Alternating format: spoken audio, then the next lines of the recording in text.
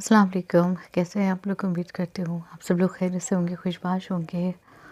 हाँ जी जनाब, आज हम आपके लिए हमसे मोहब्बत के एपिसोड 30 लेकर हाज़िर हुए हैं और आज 2 दिन बाद एपिसोड दे रही हूँ। दोनों दिन मैंने पोस्ट लगाकर बताया था। फर्स्ट डे मेरे घर गेस्ट आ गए थे और कल से मेरी बेटी की तबीयत ख़राब है और अभी भी है।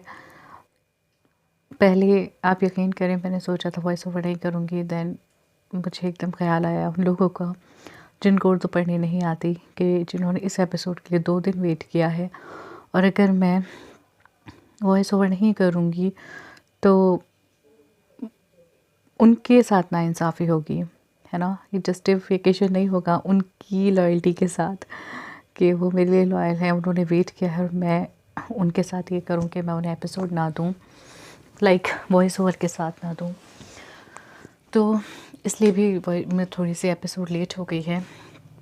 वजह यही है कि देखिए अभी मेरी बेटी छोटी है और बच्चा छोटा होता है उसे ज़रूरत होती है माँ बाप की। तो हम लोग पूरी रात के जागे हुए हैं, बट स्टिल के हस्बैंड को तो ऑफिस जाना ही था। बट मैं घर पर थी तो मुझे उसको बिल्कुल हर वक्त मुझे उसके साथ रहना था। अभी मैंने उसको थोड़ा सा पैम्पर करके कि अभी मामा थोड़ी देर में आ रही हैं, आप इतने अभिया के साथ ये करें, तो मैं रिकॉर्डिंग करने आ गई हूँ। और आप लोगों ने 2 दिन इंतज़ार किया, उसके लिए आपका बहुत बहुत शुक्रिया। आप लोगों ने इतनी दुआएं की मेरी बेटी के लिए, उसके लिए भी बहुत बहुत शुक्रिया। सब बहुत अच्छे कमेंट करेंगे, लॉन्ग कमेंट करेंगे। आज मैं चाहती हूँ सब लॉन्ग कमेंट करें बहुत अच्छा सा, और ज़ोया स्पेशली जो 2-2 3-3 कमेंट करती थी आज वो भी करें। चलें बढ़ते हैं नावल की जानिब। बख्त खान जैसे ही अपने कमरे में दाखिल हुआ, इसकी नज़र सफ़ेद कालीन को सूख करते जनान के खून और वहीं पर पड़ी अपनी गन पर पड़ी। वो कमरे में दाखिल हुआ और कमरे का दरवाज़ा बंद करके मन के कदम उठाता आगे बढ़ा और झुककर कालीन पर लगे जनान के खून पर उंगलियां फेरता अपनी गन को उठाकर सीधा खड़ा हो गया। एक गहरा सांस लेकर इसने गन को बगौर देखा। वो जो गन को देखकर ही खौफज़दा हो जाती है, इसने किस हिम्मत के साथ खुद को नुकसान पहुंचाने का सोचा। इस वक्त वो दर्द और रसीदगी किन इंतहाओं पर होगी, सोचते हुए इसने गन को ड्रॉर में डाला और अपने अलमारी से कपड़े लेकर शावर लेने वॉशरूम में चला गया। शावर लेकर इसे कुछ सुकून का एहसास हुआ। थकन तो नहीं हुई थी, वो पुलिस वाला था, वो 2-2 3-3 रातें मुसलसल जागने से भी नहीं थकता था। यहाँ तो सिर्फ एक रात ही जागते हुए गुजरी थी। शावर लेकर वो नीचे आया। सब लोग अभी भी लिविंग रूम में ही इकट्ठा थे। साहब आपका नाश्ता बना दूं? मुलाज़िमा ने से सीढ़ियाँ उतरते देखकर पूछा। बख्त खान ने हुनकारा भरा। वो किचन में जाने लगी जब इसे बख्त खान की आवाज़ सुनाई दी। नाश्ता रहने दो, सिर्फ कहवा बना दो। मुलाज़िमा सर को इस बात में हिलाती चली गई। नाश्ता क्यों नहीं कर रहे हो? रात भी लेट आए थे, पता नहीं खाना खाया था या नहीं, और अब भी कुछ नहीं खाओगे? ज़र बीबी इसके पास आकर बोली, जो अब सिंगल सोफे पर बैठकर अपने गीले बालों में उंगलियां चला रहा था। भूख नहीं है मोरे, इसने सहूलत से जवाब देकर सोफे की पुश्त से सर टिका के आंखें मूंद ली। बान इसकी वजह से परेशान हूँ, वो बांदी कहते कहते चुप हो गई। इनके सवाल पर सबकी नज़रें बख्त खान पर मबसूल हो गई। वो सब भी इसका जवाब सुनना चाह रहे थे। वैसे कर रहा जो इन्होंने देखा और अभी जो इन्होंने देखा, इसके बाद बहुत हद तक वो इसके जवाब से वाकिफ़ थे। नहीं, ऐसी कोई बात नहीं है, इसने दोबारा आंखें बंद करके जवाब दिया। हालांकि दिल اس کی بات کی نفی کر رہا تھا۔ وہ حقیقتاً اس کے لیے پریشان تھا۔ نہ ہوتا تو یوں پوری رات اس کے لیے جاگ کر نہ گزارتا۔ بہت بری عادتوں میں سے ایک بری عادت یہ بھی تھی کہ جو اس کے لیے معنی نہیں رکھتا، پھر اس کے ساتھ کچھ بھی ہو رہا ہو، اسے فرق نہیں پڑتا تھا۔ جنان کے حالات سے اسے فرق پڑا تھا تو اس کا مطلب تھا وہ اس کے لیے کچھ تو معنی رکھتی تھی، لیکن وہ اس بات کو سمجھ نہیں رہا تھا، یا شاید سمجھنا نہیں چاہتا تھا۔ اس کے جواب پر سبھی لوگ مطمئن ہو گئے، جبکہ سر بی بی کے خیال میں ذرا فرق نہیں آیا۔ اچھا ہے، تمہیں اس کے لیے پریشان ہونے کی ضرورت ہے بھی نہیں، اس لائق نہیں ہے کہ اس کے لیے پریشان ہوا جائے۔ ہم تو پریشان صرف تمہارے لیے تھے۔ پوری رات ہو گئی ہمیں یہ سوچتے ہوئے کہ آخر ہوا کیا ہے۔ پوری رات تمہاری وجہ سے ٹینشن میں گزری۔ یاسر اور احمد کو بھی تم نے کچھ نہیں بتایا تھا۔ ہمیں تو لگ رہا تھا کہیں تم نے ہی غصے میں اس پر گولی تو نہیں چلا دی، لیکن دیکھو کھودا پہاڑ نکلا چوہا والی کہاوت ہو گئی ہے۔ ہم تمہیں سوچ رہے ہیں کہ تم نے غصے میں اس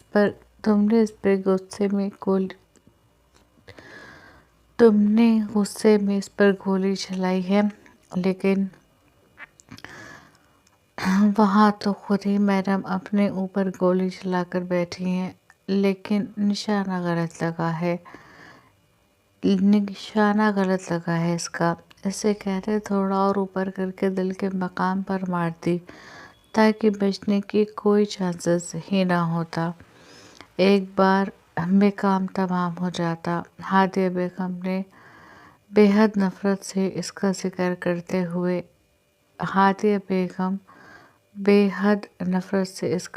کرتے ہوئے کہہ رہی تھی، جہاں سب لوگ ان کی بات پر ہنسے، وہیں یسریٰ نے ناگواری سے ان کی طرف دیکھا، جبکہ بخت خان کے چہرے کے اعصاب تن گئے۔ آپ اپنے بچوں کے بارے میں سوچیں چچی جان، جنان کے بارے میں نہیں، اور نہ ہی میرے لیے پریشان ہونے کی ضرورت ہے۔ میرے لیے پریشان ہونے کے لیے میری موریں ہیں۔ وہ سپاٹ لہجے میں کہتا صوفے سے اٹھ کر دارجی کے کمرے کی طرف جانے لگا۔ صاحب آپ کا قہوہ، ملازمہ نے کچن سے نکلتے ہوئے کہا۔ دارجی کے کمرے میں لے آؤ، کہتے ہوئے ان کا کمرے کا دروازہ کھول کر اندر چلا گیا۔ ملازمہ قہوہ رکھ کر جا چکی تھی۔ آپ نے اس کے گھر بات کی؟ بخت خان نے پوچھا۔ ہاں، دارجی نے جواب دیا۔ کیا کہا انہوں نے؟ قہوے کا کپ اٹھا کر اپنے ہونٹوں سے لگاتے ہوئے اس نے پوچھا۔ سب سے پہلے تو سوال کیا کہ اس کو گولی کیسے لگی ہے۔ میں نے انہیں وہی بتایا جو تم نے ہم سب کو بتایا ہے، لیکن وہ اس بات پر یقین کرنے کو تیار نہیں ہے۔ انہوں نے کہا تو بخت خان نے ناگواری سے انہیں دیکھا۔ ناگواری ان کے لیے نہیں بلکہ جنان کے گھر والوں کے لیے تھی۔ نہ کریں یقین، لیکن جو سچ ہے وہ سچ ہے۔ بخت خان نے قہوے کا کپ ٹیبل پر رکھتے ہوئے غصے سے کہا، غصہ کرنے کی ضرورت نہیں ہے، وہ اپنی جگہ ٹھیک ہے۔ یہ رشتہ جن حالاتوں میں بندھا ہے، اس کے بعد کسی کے ذہن میں بھی اس طرح کا خیال آتا۔ لیکن خیر، جب تم نے کچھ کیا نہیں تو تمہیں اس طرح کا ری ایکشن دینے کی بھی ضرورت نہیں ہے۔ وہ لوگ گلمرگ سے نکل چکے ہیں۔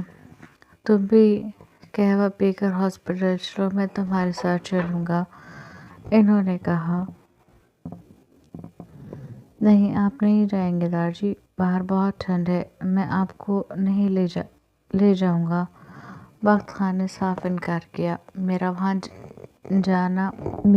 ہونا بہت ضروری ہے بخت، انہوں نے کہا۔ ان کے کہنے کا انداز کچھ ایسا تھا کہ بخت خان کو خاموش ہونا پڑا۔ ٹھیک ہے، چلیں۔ اس نے اپنے قہوے کا آخری گھونٹ بھرتے ہوئے کپ کو ٹیبل پر رکھا اور اٹھ کھڑا ہوا اور ساتھ ہی ساتھ دارجی کے بازو کو تھام کر احتیاط سے انہیں بھی اٹھایا اور لے کر کمرے سے نکل گیا۔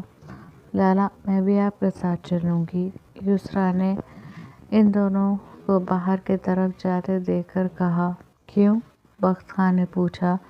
بھابھی کے پاس کسی عورت کا ہونا ضروری ہے، یسریٰ نے کہا تو دارجی نے بخت خاں کے ہاتھ پر ہاتھ رکھا۔ اس نے پلٹ کر دارجی کو دیکھا۔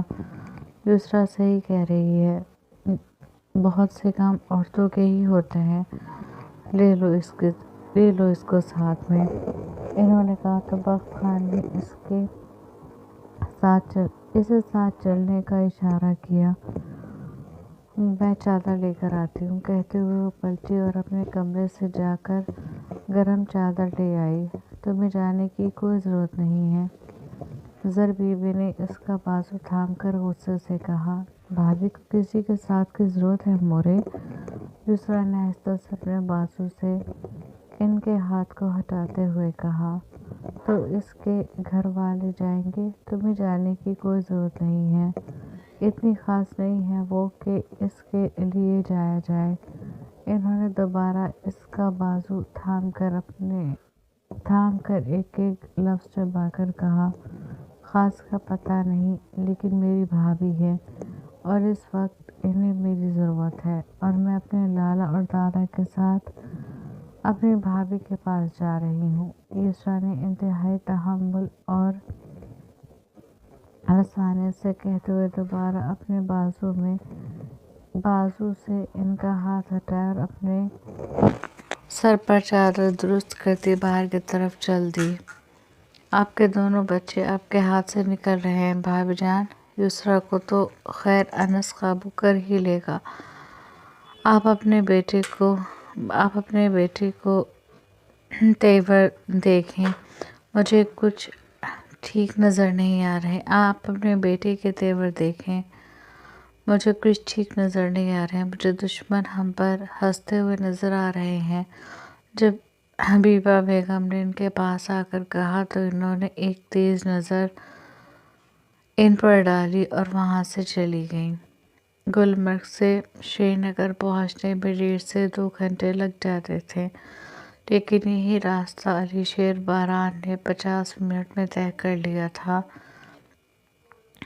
کیا کیا تم نے میری بہن کے ساتھ؟ ہاسپٹل کے کوریڈور میں کھڑے بخت خاں کے پاس آ کر اس نے اس کی جیکٹ کو دونوں مٹھیوں میں جکڑ کر گھراتے ہوئے پوچھا۔ علی کیا کر رہے ہو؟ چھوڑو احمد، شیر باران نے ایک دم اپنے بیٹے کے دونوں بازو کو پیچھے سے پکڑ کر اسے بخت خاں سے دور کیا۔ بخت خاں نے اس کی اس حرکت پر شعلہ بار نظروں سے اسے گھورا، اس کی آنکھیں لہو چھلکانے کو تیار تھیں۔ آج تک کسی کی ہمت نہیں ہوئی تھی کہ وہ بخت عالمگیر خان کے گریباں پر ہاتھ ڈال سکے۔ اس نے اپنے ہاتھوں کی مٹھیاں بنا کر خود کو کچھ بھی غلط کرنے سے باز رکھا۔ علی ہوش کرو، پیچھے سے اسے اسحاق میر باران کی آواز سنائی دی۔ میری بہن ICU میں ہے دادو، اور آپ کہہ رہے ہیں کہ میں ہوش کروں؟ ان سے پوچھیں کیا کیا ہے انہوں نے میری بہن کے ساتھ، اس نے اسحاق صاحب کی طرف دیکھتے ہوئے کہا۔ کیا کیا ہے آپ کے گھر والوں نے میری بہن کے ساتھ؟ اب اس نے پلٹ کر آذر صاحب سے پوچھا۔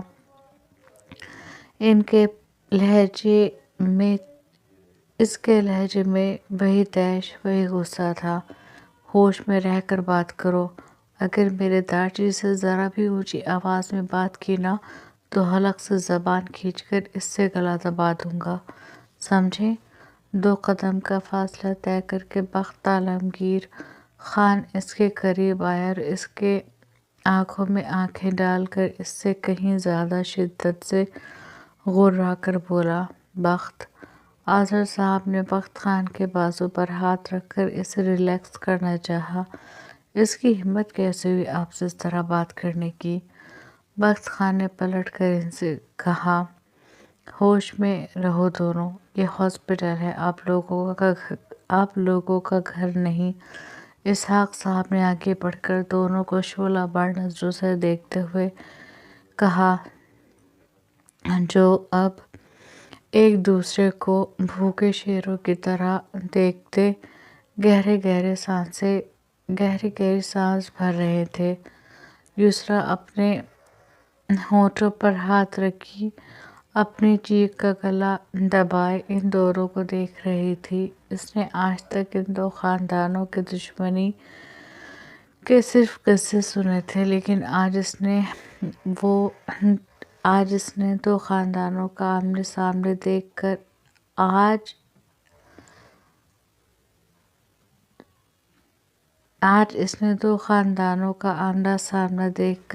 ان کی نفرت اور ان کے غصے کی ذرا سی جھلک بھی دیکھ لی، اور اتنی ذرا سی جھلک اس کی روح کو فنا کر گئی۔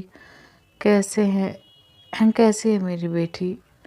رمیسا بیگم آگے بڑھ کر بخت خان سے بولی۔ بخت خان نے علی شیر باران سے نظر ہٹا کر ان کی طرف دیکھا۔ ان کی آنکھوں میں آنسو تھے۔ بخت خان ایک دم نارمل ہوا۔ وہ اب ٹھیک ہے، بس اسے خون کی ضرورت ہے۔ آپ لوگوں میں سے جس کا بھی او نیگیٹو بلڈ گروپ ہو وہ اس کو ایک یونٹ خون دے دے۔ ان سے بات کرتے ہوئے اس کے لہجے میں غصہ اور طیش نہیں تھا۔ وہ ماں تھی اور وہ ان کی تڑپ، ان کی تکلیف کو سمجھ سکتا تھا۔ ہم مل سکتے ہیں اس سے؟ احمد صاحب نے آگے بڑھ کر ایک ڈاکٹر سے پوچھا جو ICU سے باہر نکل رہا تھا۔ ابھی پیشنٹ نیند کے انجیکشن کے زیر اثر ہے، جب ہوش میں آ جائیں گی تب مل لیجیے گا۔ وہ ٹھیک ہے نا؟ علی شیر باران نے ان سے پوچھا۔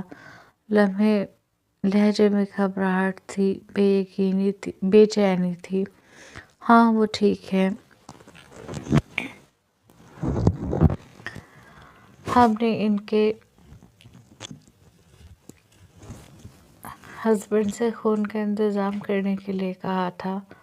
ہم خون دینے ہی آیا ہے، اس نے کہا۔ ٹھیک ہے، پھر آپ میرے ساتھ آئیں، ڈاکٹر نے کہا تو علی شیر باران ان کے ساتھ چل دیے، جبکہ وہ سب وہیں بینچ پر بیٹھ گئے۔ کیا جو تم نے مجھ سے کہا ہے وہ سچ تھا یا پھر مجھ سے کچھ چھپایا جا رہا ہے؟ اسحاق صاحب نے اظہر صاحب سے پوچھا۔ لہجہ مستحکم تھا۔ میرے علم میں جو بات تھی میں نے تمہیں بتا دی۔ اظہر صاحب کا لہجہ بھی مستحکم تھا۔ انہوں نے اظہر صاحب کی طرف دیکھا اور پھر بخت خان کو، جو فون پر کسی سے بات کر رہا تھا۔ رمیسا بیگم تو بیٹھی ہوئی فقط آنسو بہا رہی تھی۔ وہ بیٹی جس کو کبھی پھولوں کی لڑی سے بھی نہیں چھوا، آج اسے گولی لگی تھی۔ کیسے برداشت کیا ہوگا ہماری بیٹی نے اتنا درد؟ اس کو تو ذرا سی چوٹ لگتی تھی، وہ درد اس سے برداشت نہیں ہوتا تھا۔ وہ روتے ہوئے احمد صاحب سے کہہ رہی تھی۔ فون پر بات کرتے بخت خان نے ان کی طرف دیکھا۔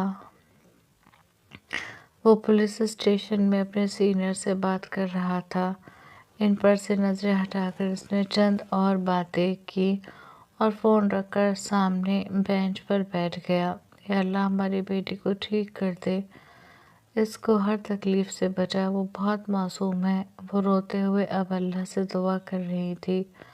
بھابھی ٹھیک ہو جائیں گی آنٹی، آپ پریشان مت ہوں۔ یسریٰ سے جب ان کی حالت دیکھی نہیں گئی تو اس نے ان کے کندھے پر ہاتھ رکھ کر آہستہ سے کہا۔ انہوں نے سر اٹھا کر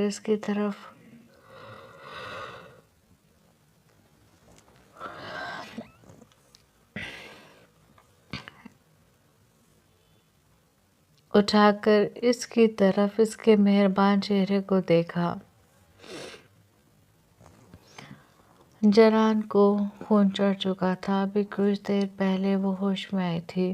صبح سے اس کے ہوش میں آنے کے انتظار میں اس کے اپنوں کی آنکھیں پتھرا گئی تھیں۔ وہ ابھی بھی ICU میں تھی۔ जनान हमारे जान रुमैसा बेगम ने एकदम इसे खुद से लगा लिया। वो भी अपनी माँ के आगोश में सिमटकर बच्चों की तरह रो दी। मौज क्या है, कैसा है आप? इसके ठंडे हाथ थामकर इसने पूछा। इनके ठंडे हाथ थामकर इसने पूछा, आवाज़ में बेहद नकाहत थी। हम ठीक है। इन्होंने इसके सुनहरे बालों पर हल्के हल्के हाथ फेरते हुए कहा। बाप, इसने अहमद साहब को देखकर आहिस्ता से कहा। वो जो रुमैसा बेगम के पीछे खड़े नम आंखों से अपने जिगर के टुकड़े को इस हालत में देख रहे थे, इसके पुकारते ही आगे बढ़े और झुककर इसकी ठंडी पेशानी पर अपने लब रखकर इसके दोनों हाथ थामकर इन्हें होठों से लगाया, फिर अपने सीने से लगाकर रो पड़े। वो भी अपने बाप को इतने दिन बाद देखकर इनके मोहब्बत भरे, इनके शफकत भरे लम्स को महसूस करके सिसक पड़ी। संभालो अपने आप को, इसहाक साहब ने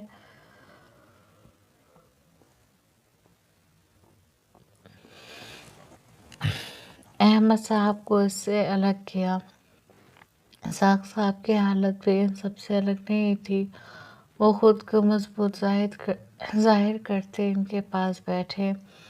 वो इनकी लाडली पोती थी, नासू से पली, और आज इसे इस तरह देखकर दिल तो इनका भी कटा था।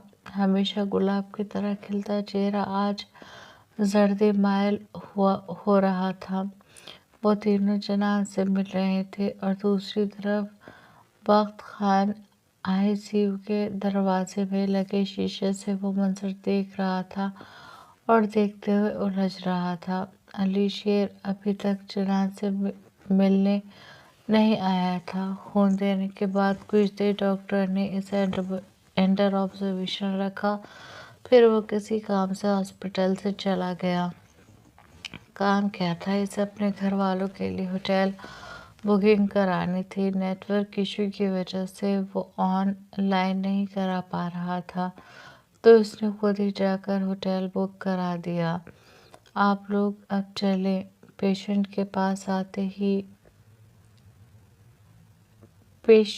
के पास इतनी भीड़ इकट्ठी मत करें। नर्स ने आकर कुछ देर बाद कहा तो वो सब कमरे से निकल गए। दादी, आप घर चले जाइएगा। मैंने कांस्टेबल को फ़ोन कर दिया है, वो आपको और इसरा को घर ले जाएगा। अब आपको आराम की ज़रूरत है। सुबह से ये वक्त हो गया है, आप थक गए होंगे। इसने कहा। हाँ बेटा, तुम ठीक कह रहे हो, लेकिन हम दोनों ही नहीं, हम सब घर जाएंगे। इन्होंने जनान के माँ बाप और इसके दादा की तरफ इशारा करके कहा। ठीक है, बख्त खान ने आहिस्ता से जवाब दिया। इसे एहसास हुआ कि जनान के दादा भी इसी के दादा के हम उम्र हैं। वो भी सुबह से बेआराम हैं, इन्हें भी आराम की ज़रूरत है। ठीक है, आप लोग चले जाएं। सॉरी, आप लोग भी चले जाइएगा।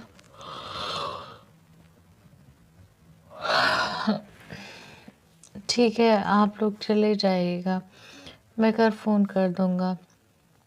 फिर इसने कहा, इसकी कोई ज़रूरत नहीं है, मैं होटल बुक करा कर आ चुका हूँ। फाइक आने वाला है, वो आप लोगों को होटल ले जाएगा। अली शेर बारान ने आते हुए कहा। वो सारी बात सुन चुका था। बेटा, घर के होटल? आज़र साहब ने कहा। हमारा होटल में रहना ही बेहतर है दारजी, अली शेर बारान ने कहा। लेकिन अली ठीक कह रहा है आज़र, हम होटल में ही रहेंगे, इसहाक साहब ने कहा। कहाँ हो तुम फाइक? अली ने फाइक को फ़ोन करके पूछा। निकल रहा हूँ, लेकिन बारिश तेज़ हो गई है तो थोड़ा टाइम लग जाएगा। اس نے جواب دیا، ٹھیک ہے تم آرام سے آؤ، میں خود چھوڑاؤں گا۔ کہہ کر علی نے فون رکھ دیا۔ کیا ہوا؟ احمد صاحب نے پوچھا۔ گلمرگ میں برف باری تیز ہو گئی ہے، اسے آنے میں ٹائم لگے گا۔ کوئی بات نہیں، میں آپ لوگوں کو چھوڑاتا ہوں۔ ان کے پاس بیٹھتے ہوئے علی شیر نے کہا، آپ لوگ جاؤ، ہم تو یہیں رہے گا اپنا بیٹی کے پاس۔ رمیسا بیگم نے کہا، مجھ کوئی فائدہ نہیں ہے یہاں آپ کا رکنے کا، آپ ہوٹل میں جا کر آرام کریں، صبح آ جانا۔ علی نے پیار سے انہیں سمجھایا، ہمارا دل نہیں کر رہا جنان کو چھوڑنے کا، اس کو ہماری ضرورت ہے۔ انہوں نے روتے ہوئے کہا، ہم ہیں نا یہاں، آپ کو پریشان ہونے کی ضرورت نہیں ہے۔ اس نے انہیں خود سے لگا کر تسلی دی۔ وہ سب جانے کے لیے تیار تھے کہ سامنے سے کانسٹیبل آتے نظر آئے۔ تم رہنے دو بیٹا، کانسٹیبل انہیں چھوڑائے گا، اظہر صاحب نے کہا۔ نہیں، میں خود چھوڑاؤں گا، اس نے سہولت سے انکار کیا۔ تم تھک گئے ہوں گے بیٹا، مان لو ہماری بات۔ انہوں نے اصرار کیا تو وہ خاموش ہو گیا۔ پھر علی نے کانسٹیبل کو ہوٹل کا نام بتایا۔ وہ یہاں سے کافی دور تھا اور بخت خان کے گھر کے دوسری طرف تھا۔ پہلے تم انہیں چھوڑاؤ، پھر ان دونوں کو لے جانا، بخت خان نے ہوٹل کا نام سن کر کہا تو کانسٹیبل نے اس بات میں سر ہلا دیا۔ جنان کا خیال رکھنا، سب نے جاتے جاتے علی سے کہا۔ اس نے سب کو تسلی دی۔ وہ لوگ چلے گئے۔ علی انہیں باہر تک چھوڑنے گیا۔ وہ واپس آیا تو آئی سی یو سے نرس نکل رہی تھی۔ پیشنٹ کسی کو بلا رہی ہے، آپ میں سے کوئی ایک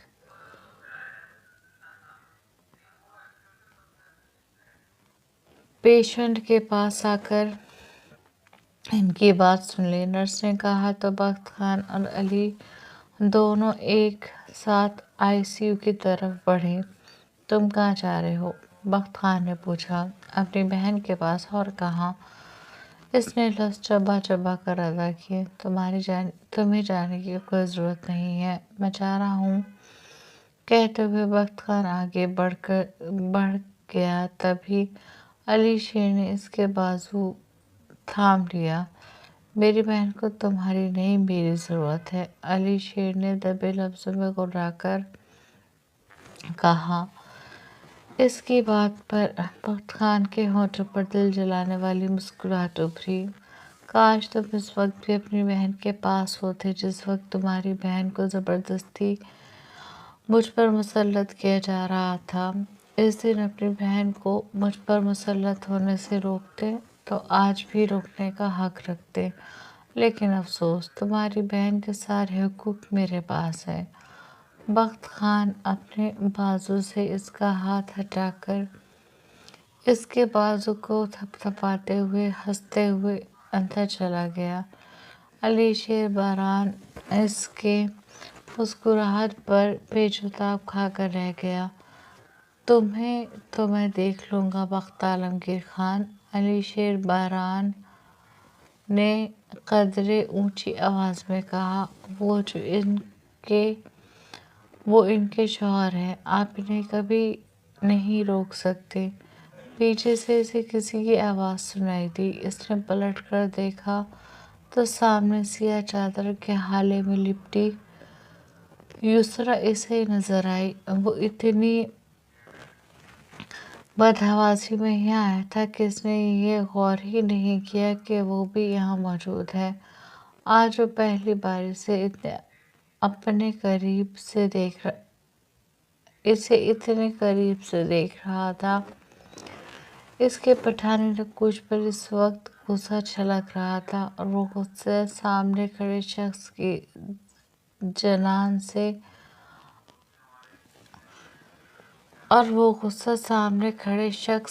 کی کی زبان سے اپنے بھائی کے لیے نکلے ہوئے الفاظ سن کر آیا تھا۔ کیا کہا آپ نے؟ علی شیر باران نے سینے پر ہاتھ باندھ کر اس لڑکی کو دیکھا جو سر اٹھائے اس کے سامنے کھڑی تھی۔ میں نے کہا آپ میرے لالا کو ان کی بیوی سے ملنے سے نہیں روک سکتے۔ بھابھی پر اس دنیا میں سب سے زیادہ حق ان کے شوہر کا ہے، یعنی میرے لالا کا۔ یسریٰ نے رسانیت سے کہا، ورنہ اس کا دل چاہ رہا تھا کہ وہ اپنے بھائی کے لیے اس طرح الفاظ استعمال کرنے والے کے ساتھ اسی کی طرح بات کرے۔ اچھا، اور کیوں؟ علی شیر باران اس کی ہمت کو دیکھتے ہوئے بولا، کیونکہ وہ ان کے نکاح میں ہے اس لیے۔ یسریٰ نے جواب دیا، تو میری بہن پر تمہارے بھائی کو مکمل حق نکاح کے 3 بولوں سے دیا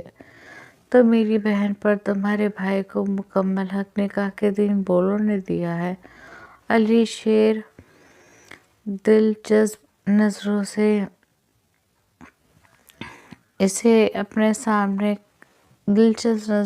سامنے کھڑی اس لڑکی سے پوچھ رہا تھا جو اس کی بات سے گھبرائے بنا اس کی آنکھوں میں آنکھیں ڈالے دیکھ رہی تھی۔ جی، اس نے ایک لفظی جواب دیا۔ اس کے جواب پر علی شیر باران کے ہونٹوں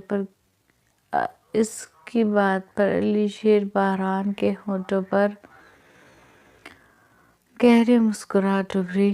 چلیں تو ایک ایسا ہی حق میں بھی تم پر رکھ لیتا ہوں، تاکہ آج جس طرح تمہارے بھائی نے اس کا حق استعمال کر کے مجھے بے بس کیا ہے، کل کو میں بھی اسی طرح اسے بھی بے بس کر سکوں۔ جس طرح اس نے مجھے میری بہن سے ملنے سے روکا ہے، اسی طرح میں بھی اس کی بہن سے ملنے سے اسے روک سکوں۔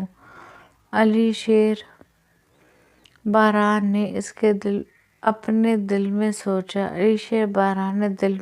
اور گہری نظر سے اس کا جائزہ لینے لگا۔ خود پر اس کی گہری نظروں کو محسوس کرتی یسریٰ وہاں سے ہٹ کر اظہر صاحب کے پاس جا کر بیٹھ گئی جو ان سے کچھ دوری پر بیٹھے تھے۔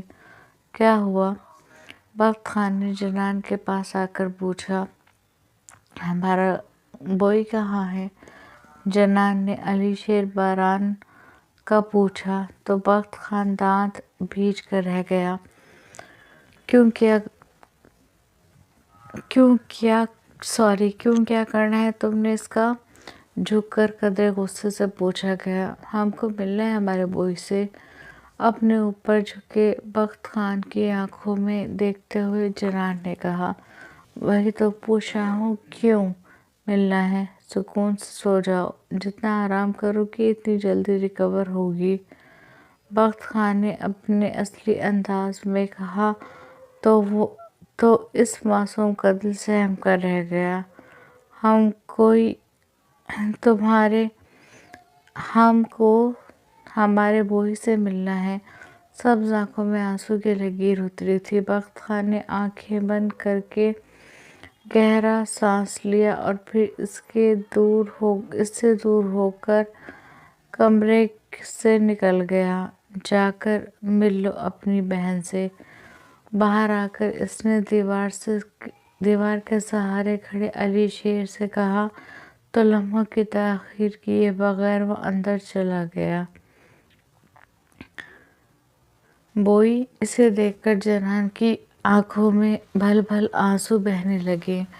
علی شیر باران نے آگے بڑھ کر اس کے ہاتھوں کو تھاما اور جھک کر اس کے ماتھے پر اپنے لب رکھ دیے۔ کیسی ہو؟ علی شیر نے بہت چاہا کہ وہ نہ روئے، لیکن اتنے دن بعد اپنے سامنے اپنی بہن کو دیکھ کر آنسوؤں پر اس کا اختیار نہیں رہا۔ تم ہم کو بھول گئے بوئی؟ جنان نے نکہت بھری آواز میں اس سے شکوہ کیا۔ نہیں، کبھی نہیں، علی شیر نے جھک کر اسے خود سے لگاتے ہوئے کہا۔ وہ اپنے بھائی کے سینے میں چہرہ چھپا کر بری طرح رو دی۔ تم ٹھیک ہو نا؟ تمہیں کوئی پرابلم پریشان تو نہیں کرتی؟ علی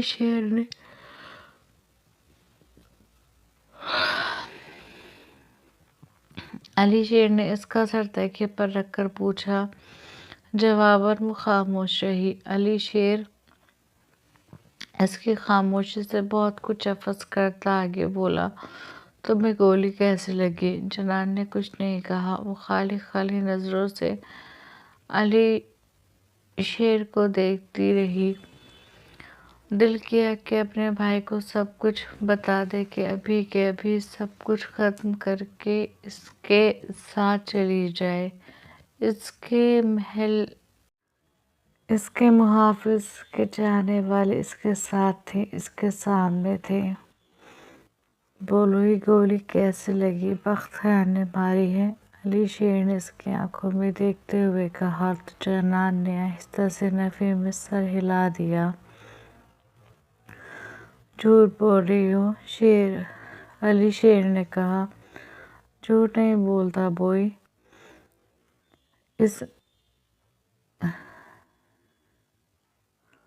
ہم جھوٹ نہیں بولتا بوئی، اس نے کہا۔ تو پھر سچ بتاؤ، اس نے ماری گولی؟ نہیں، ہم سے غلطی سے لگ گئی تھی۔ جنان نے اسے وہی بتایا جو بخت خان نے اس سے کہنے کے لیے کہا تھا۔ مجھے تمہاری بات پہ یقین نہیں آ رہا، علی شیر نے کہا تو جنان نے بے بسی سے اسے دیکھا۔ سچ میں بوئی، خان نے ہم کو نہیں مارا، کھاؤ میرے سر کی قسم۔ علی شیر نے اس کا ہاتھ اٹھا کر اپنے سر پر رکھتے ہوئے کہا، ہم قسم کھاتے ہیں بوئی، خان نے ہم کو نہیں مارا۔ جنان نے کہا، وہ سچ کہہ رہی تھی، بخت خان نے تو اسے نہیں مارا تھا۔ علی شیر باران اس کی قسم پر یقین آ گیا۔ ICU کے دروازے پر لگے شیشے سے اندر دیکھتا بخت خان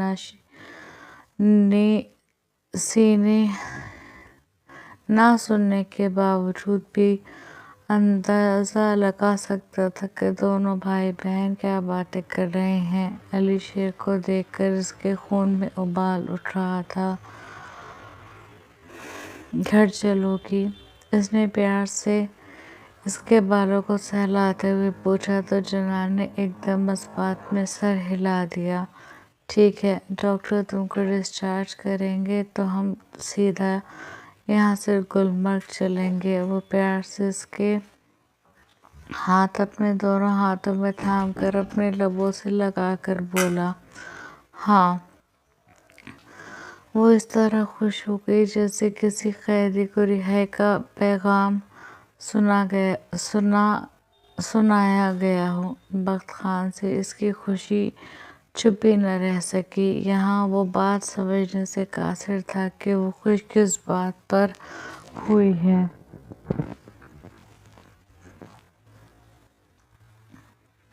4 دن گزر چکے تھے اور وہ ڈسچارج ہو چکی تھی۔ سب ہاسپٹل سے جانے کے لیے تیار تھے۔ ان 4 دنوں میں بخت خان نے ڈیوٹی سے آف لیا تھا۔ جنان کے گھر والے بھی اس کے پاس ہر وقت موجود تھے۔ یسریٰ بھی روز آ کر اس سے ملتی۔ وہ یسریٰ کی محبت پر بھی ایمان لے آئی تھی۔ علی شیر باران سے اس دن کے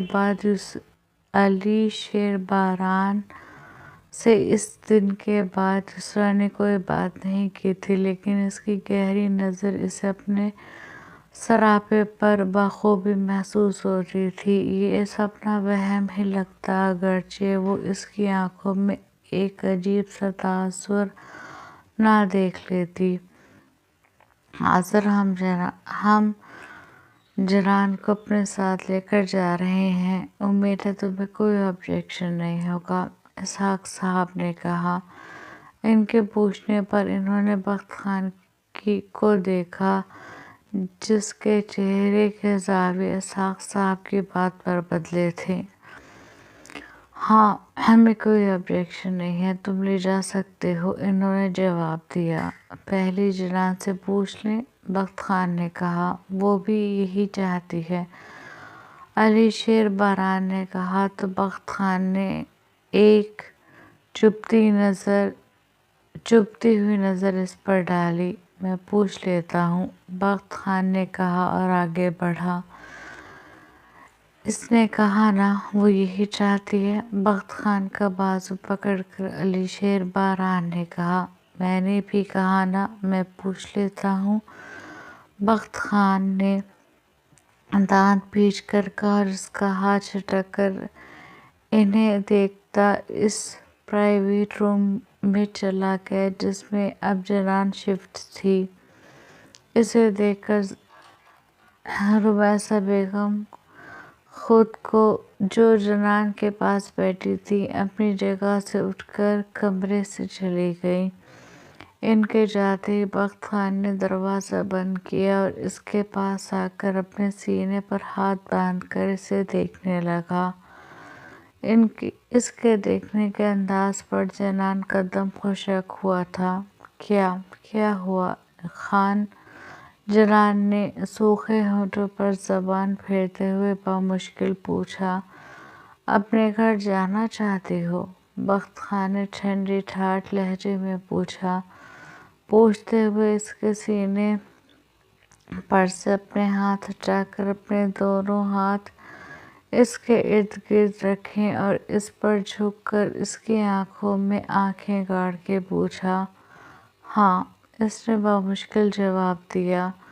اس کے جواب پر بخت خان نے گہرائی سے آنکھیں بند کر کے گہرا سانس لیا، پھر سانس کو خارج کرتا آہستہ سے بولا، ٹھیک ہے جاؤ، لیکن ایسے نہیں، میری طرف سے 3 حرف لے کر جانا۔ بخت خان نے سفاکت کی انتہا پار کرتے ہوئے کہا۔ جنان اس کی بات پر ششدر سی اسے دیکھی گئی۔ سبز آنکھوں میں آنسوؤں کا سیلاب امڑ کر آیا تھا۔ بے یقینی تھی۔ کچھ کہنے کے لیے اس نے لب کھولے لیکن الفاظ جیسے حلق میں اٹک کر رہ گئے۔ لمحے بھر میں اس کا چہرہ تاریک ہوا تھا۔ خان، تم یہ کیا کہہ رہا ہے؟ بہت دیر بعد اس کے اندر کچھ کہنے کی ہمت ہوئی۔ جو تم نے سنا۔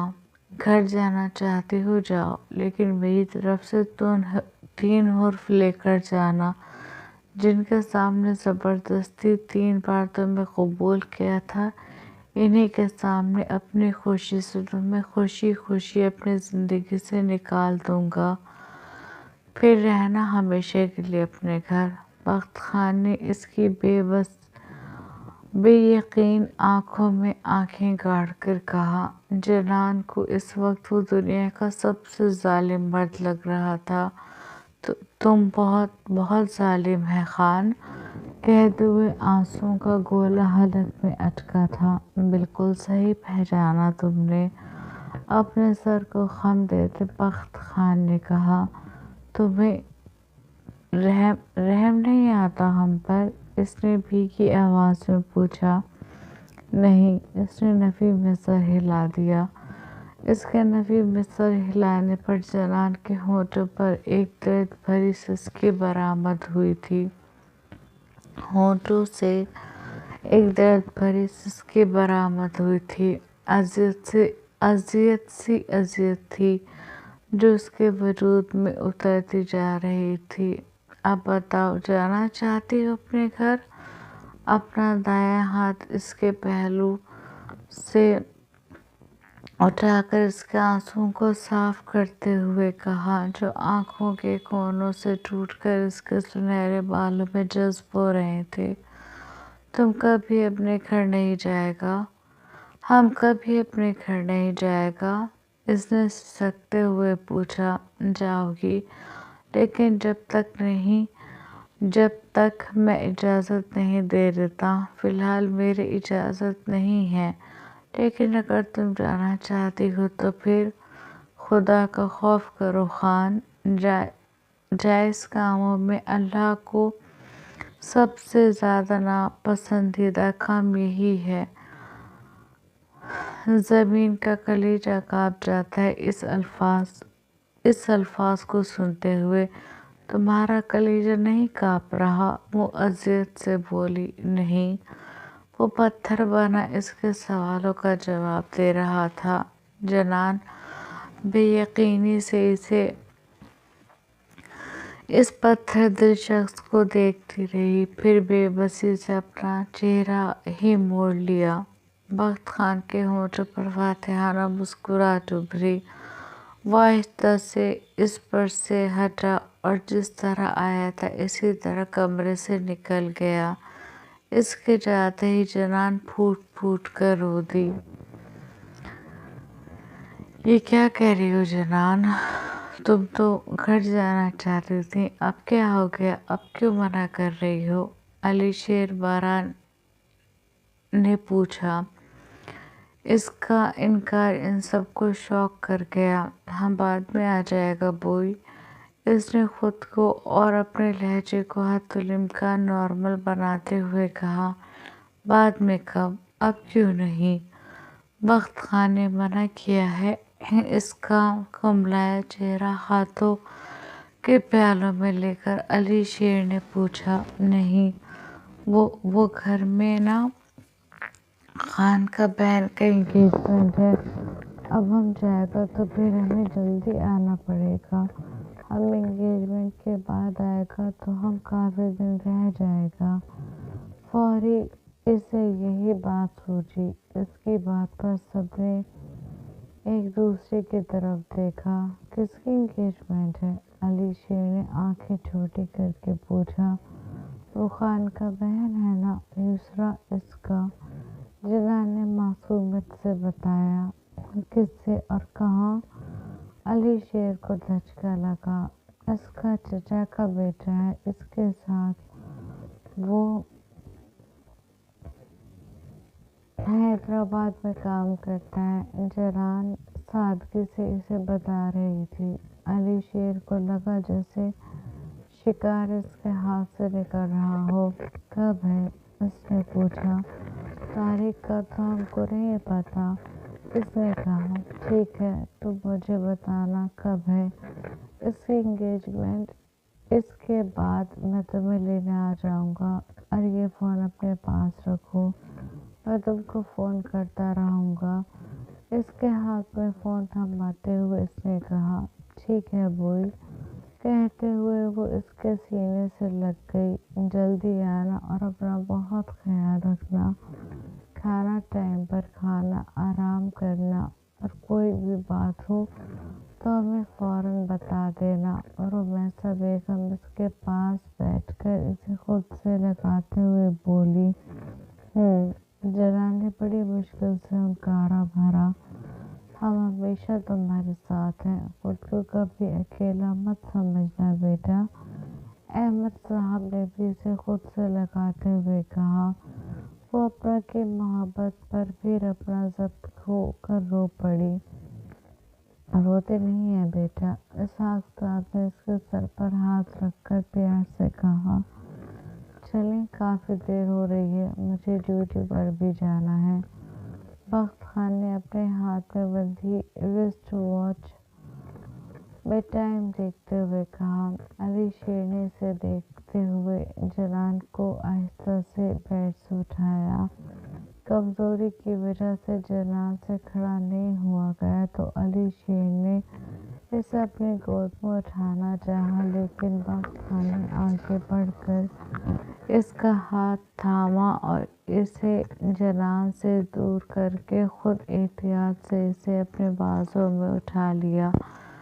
मैं हूँ इसके लिए, तुम्हें परेशान होने की ज़रूरत नहीं है। पलटकर अली शेर को देखते हुए इसने कहा। बख्त खान का अंदाज ऐसा था जैसे इसे जता रहा हो कि देखो, अब इस पर तुम्हारा कोई हक नहीं। चलें? इसने जनान की तरफ देखते हुए पूछा तो उसने आहिस्ता से उस बात में सर हिला दिया।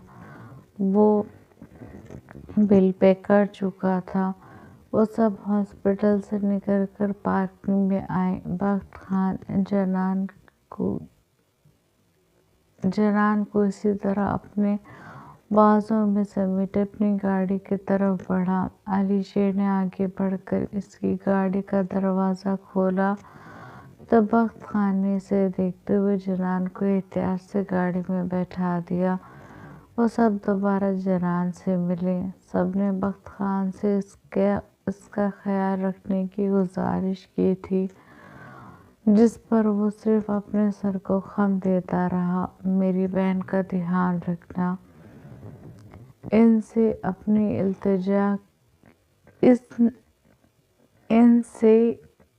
اپنی التجا کی تھی، لیکن علی اس نے ان سے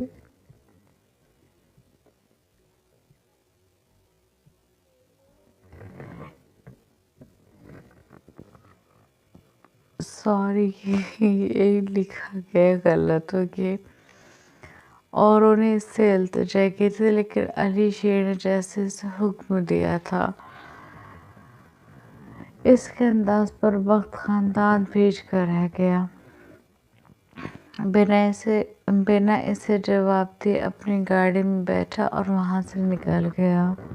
ٹھنڈ لگ رہی ہے؟ بخت خان نے اس کے کپکپاتے ہاتھوں کو دیکھ کر پوچھا۔ جنان نے کوئی جواب نہیں دیا۔ وہ رخ پھیرے کھڑکی سے باہر قدرت کے نظارے دیکھتی آنسو بہا رہی تھی۔ وہ کتنی خوش تھی کہ وہ اپنے گھر جائے گی، لیکن اس شخص نے اس کی ساری خوشیوں کو ملیے میٹ کر دیا۔ کچھ پوچھا ہے میں نے تم سے؟ جواب دو میری بات کا۔ بخت خان نے اسے خاموش دیکھ کر کہا۔ لہجے میں غصے کا عنصر تھا۔ ابھی بھی جنان نے کوئی جواب نہیں دیا۔ بحری ہو گئی ہو؟ اسے غصہ آیا۔ اس کے غصے پر جنان نے آہستہ سے رخ پھیر کر اس کی طرف دیکھا۔ تم ہم سے چاہتا کیا ہے؟ کیوں ہمیں سکون سے نہیں رہنے دیتا؟ اب تو ہم وہی کر رہا ہے جو تم چاہتا ہے، جا رہا ہے نا تمہارے ساتھ، پھر بھی کیوں ہمیں سکون سے نہیں رہنے دے رہا؟ جنان کا پورا چہرہ آنسوؤں سے تر تھا۔ رو کیوں رہی ہو؟ بخت خان نے اس کے آنسوؤں کو دیکھ کر ناگواری سے کہا۔ تم سے مطلب؟ جنان نے نقاہت زدہ آواز میں بھی گھبرا کر کہا۔ مجھ سے مطلب نہیں ہے تو پھر کس سے مطلب ہے جنان بخت خان؟ بخت خان نے ہنستے ہوئے پوچھا۔ تم سے ہی ہے، اور یہ بدقسمتی ہے ہمارا کہ ہمارا نکاح تم جیسے ظالم اور سنگ دل انسان سے ہوا ہے، جس کو ہمارا کوئی احساس نہیں ہوتا، جس کے لیے ہم کٹ پتلی ہیں، جب جیسا چاہا اپنے اشاروں پر نچا لیا۔ وہ تکلیف سے کہتی پھر اپنا رخ موڑ گئی۔ بڑا افسوس ہے اپنے گھر نہ جانے کا، حالانکہ میں نے تمہیں آفر کی تھی، مان لیتی تو دونوں کی زندگی سکون سے ہو جاتی۔ میں بھی تمہارے نام کے طوق کلیب سے نکال کر پھینک دیتا، تم بھی میری شدت اور میرے غصے سے بچ جاتی۔ بخت خان ابھی بھی ہنس کر بولا۔ تم کتنا بے رحم ہے خان؟ جنان نے افسوس اور صدمے سے کہا۔ بہت بہت زیادہ۔ گاڑی کی سپیڈ ہلکی کر کے اس کی طرف جھکتے ہوئے بخت خان نے مدھم آواز میں کہا۔ ظالم کا ظلم کو بھی زوال ہے۔ اس نے اپنے آنسوؤں کو ہتھیلی سے رگڑتے ہوئے کہا۔ فلاسفر ہو کیا؟ بخت خان نے ہنس کر پوچھا۔ جواب میں وہ خاموش رہی۔ ہاتھوں میں لرزش اور پیدا ہو گئی۔ بخت خان نے گاڑی میں چلتے ہیٹر کو تیز کر دیا، لیکن اس کے باوجود بھی جنان کی کپکپاہٹ میں کوئی کمی نہیں آئی۔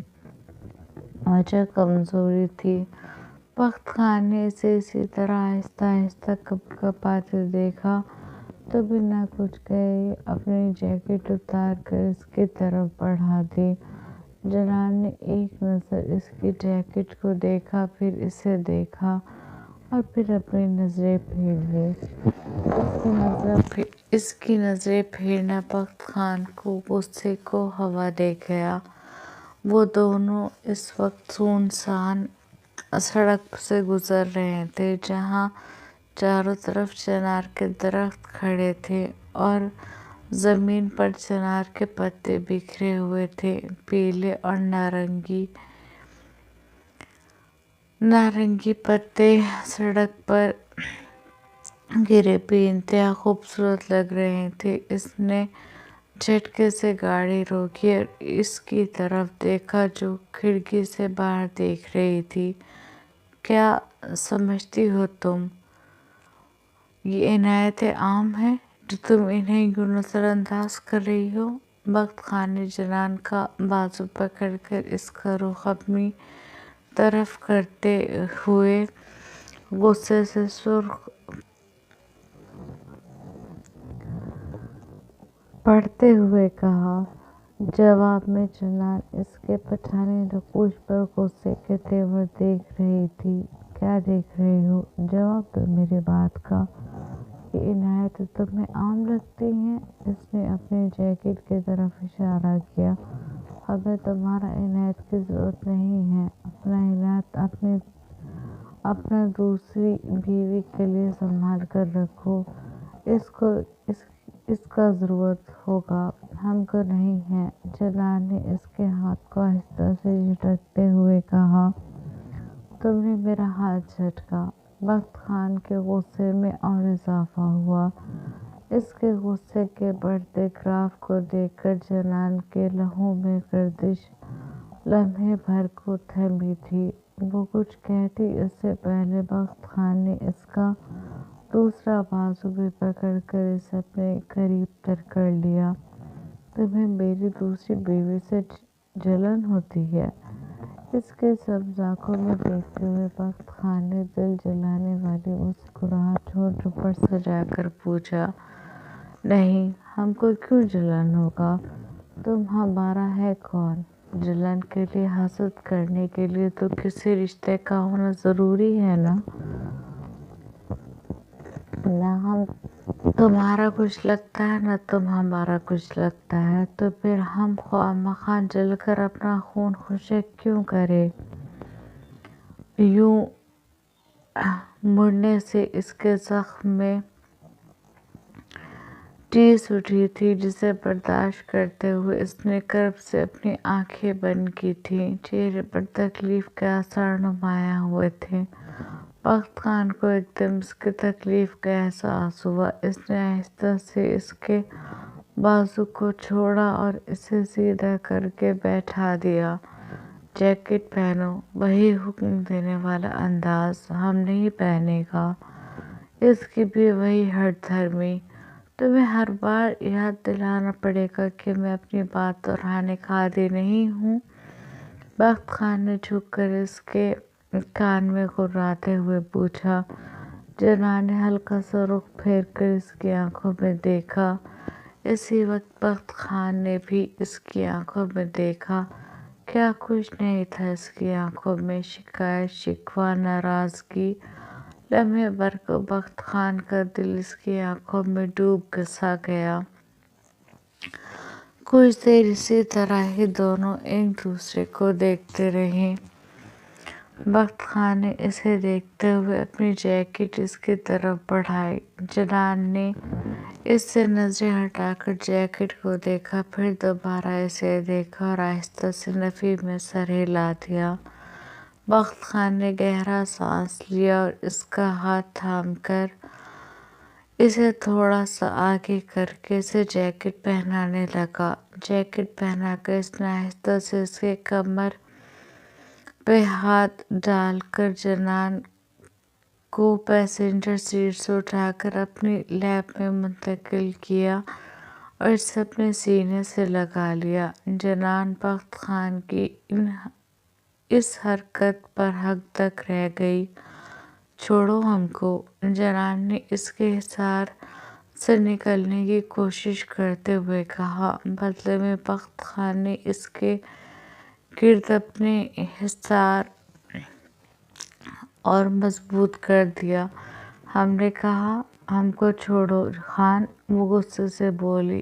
بخت خان نے اس کے غصے کا کوئی پرواہ نہیں کی، اس کے غصے کی کوئی پرواہ نہیں کی۔ تم کو سنائی نہیں دے رہا ہم کیا کہہ رہا ہے؟ چھوڑو ہم کو، ہمیں کوئی ضرورت نہیں ہے تمہارا ان عنایتوں کا، وہ روتے ہوئے بولی۔ چپ، بالکل چپ، ایک لفظ بھی اگر اب منہ سے نکالا تو گاڑی سے باہر پھینک دوں گا۔ بخت خان نے غصے سے کہا۔ وہ اس کے غصے سے سہم کر بالکل خاموش ہو گئی۔ اس سنگ دل شخص سے کوئی بعید نہیں تھی کہ وہ واقعی اسے گاڑی سے باہر پھینک دیتا۔ کتنی دیر وہ اسے اسی طرح اپنے سینے سے لگائے رہا اور وہ بنا کسی احتجاج کے ڈری سہمی اس کے سینے سے لگی رہی۔ اس کے کپڑوں سے اٹھتی اس کے دل فریب کولون کی خوشبو اس کی سانسوں سے ہوتی اس کی روح کو مہکا رہی تھی۔ اس کے سینے سے لگے آہستہ سے چہرہ اٹھا کر اس کی طرف دیکھا۔ وہ نظریں جھکا اسے ہی دیکھ رہا تھا، ایک ٹک بنا پلکیں جھپکائے۔ یہ کرامات کی نظر تھی۔ سبز آنکھوں کا کالی آنکھوں سے تصادم جاندار ہوا تھا۔ بخت خان کی نظروں کا اثر تھا کہ جنان کی پلکوں میں لرزش پیدا ہو گئی تھی۔ اس نے آہستہ سے اپنی پلکیں جھکا لیں۔ بخت خان نے اس کی جھکی پلکوں کو دیکھا اور آنکھیں آہستہ سے اس کی گردن میں ہاتھ ڈال کر اس کے چہرے کو اوپر اٹھایا اور جھک کر بڑی نرمی سے اس کے لبوں پر اپنے لب رکھ کر انہیں چومنے لگا۔ اس کے لبوں کو چومتے ہوئے بخت خان کے ہاتھ اس کے مرمری وجود کو آہستہ آہستہ سہلا رہے تھے۔ وہ کبھی اس کے سنہرے بالوں کو سہلا رہا تھا تو کبھی اس کی خمدار کمر کو۔ 5 دن بعد آج وہ اس کے لبوں سے اپنی پیاس بجھا رہا تھا، اپنی تشنہ مٹا رہا تھا۔ بخت خان کے دہکتے لب اور اس کی داڑھی مونچھوں کی میٹھی سی چبھن جنان کو گدگدا رہی تھی۔ اس کی آنکھیں گہرائی سے بند تھیں، آرزوؤں پر گری پلکیں پھر بھی لرز رہی تھیں۔ وہ اسے خود سے دور کرنا چاہتی تھی، لیکن اسے پتہ تھا کہ اس نے ایسی کوئی کوشش کی تو وہ نرمی بھول کر اپنی شدتوں سے اسے روشناس کرائے گا۔ بخت خان اس میں کھو کر سارے جہاں کو بھولا ہوا تھا۔ بہت دیر اس کے لبوں کا جام پی کر اپنی تشنہ مٹا کر وہ آہستہ سے اس سے پیچھے ہوا۔ اس کے پیچھے ہوتے ہی جنان نے آہستہ سے پلکوں کی جھلمن اٹھا کر اسے دیکھا، جس کا چہرہ اس کی ذرا سی قربت پر سرخ ہو گیا تھا۔ اسے دیکھتے جنان نے اس کی گود سے اٹھنا چاہا، لیکن بخت خان نے اس کی اٹھنے کی کوشش کو ناکام بنا کر اسے اور صحیح سے اپنی لیپ میں ایڈجسٹ کر لیا۔ خان گھر نہیں چلنا؟ جنان نے اس کی بیج کلر کی ہائی نیک کو اپنی نازک مٹھیوں میں جکڑ کر معصومیت سے پوچھا۔ چل رہے ہیں، اس نے کہا۔ تو ہم کو وہاں بیٹھنے دو نا۔ اس نے پیسنجر سیٹ کی طرف اشارہ کیا۔ تمہیں کوئی پرابلم ہے اس طرح بیٹھنے میں؟ بخت خان نے پوچھا۔ پوچھنے کے انداز میں کچھ ایسا تھا کہ وہ معصوم گھبرا کر نفی میں سر ہلا گئی۔ نہیں، اسے واقعی کوئی پرابلم ہو بھی نہیں رہی تھی۔ تو پھر اسی طرح سکون سے بیٹھے رہو، بخت خان نے کہا اور گاڑی دوبارہ سٹارٹ کر دی۔ خان کوئی دیکھ لے گا تو کیا سوچے گا؟ जनान ने कहा, पहली बात तो मुझे दुनिया वालों से ज़रा फ़र्क नहीं पड़ता कि कोई क्या सोचता है, कोई क्या कहता है। और दूसरी बात ये देखो, ये काले शीशे हैं जिनसे अंदर का कुछ नज़र नहीं आता। और ये एक पुलिस वाले की गाड़ी है, इसे कोई रोकेगा भी नहीं। देखो सामने रेड लाइट। इसने अपनी पर्सनल मर्सिडीज पर लगी रेड लाइट को दिखाते हुए कहा, अब चुपचाप होकर बैठी रहो।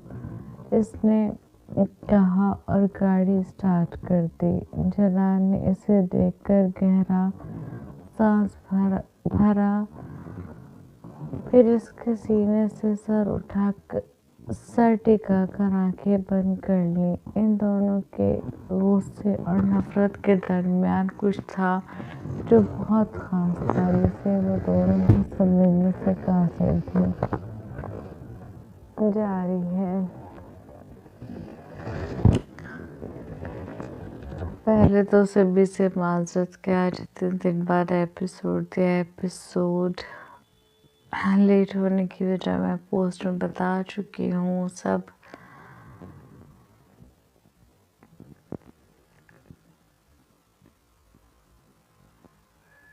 सबसे पहले सबका शुक्रिया जिन्होंने मेरी बेटी के लिए दुआ किया, कि भी दुआ करते रहेगा, क्योंकि अभी भी इसकी तबीयत बिल्कुल सही नहीं है और इसी वजह से मैं लिख नहीं पा रही। वो ठीक हो जाएगी तो मुझे काम करने में भी मज़ा आएगा, मेरा दिल भी करेगा कि अच्छे अच्छे एपिसोड लिखूं।